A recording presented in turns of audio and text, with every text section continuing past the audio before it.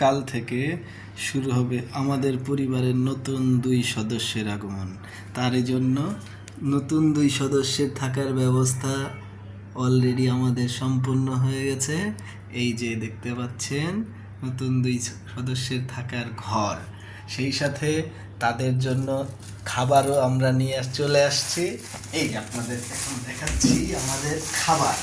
এইটা হচ্ছে গ্রেট খাবার, আর সেই সাথে এইখানে আছে নতুন সদস্য 2টির জন্য খাবার। এইগুলো তারা নিয়মিত খাবে। এইবার তাদের থাকার ঘরে আছে, এটা হচ্ছে জল খাবার, এটা গ্রেট খাবারের বাটি, এবং এটা বাকি যে মিক্সড খাবার সেটার জন্য বাটি। আমরা কালকে থেকে শুরু করে দিব তাদের খাওয়ানোর জন্য। এটা প্রস্তুতি শুরু হয়ে গেছে।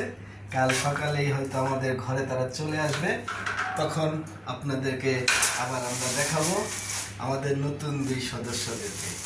ওকে, এখন তাহলে এই পর্যন্তই।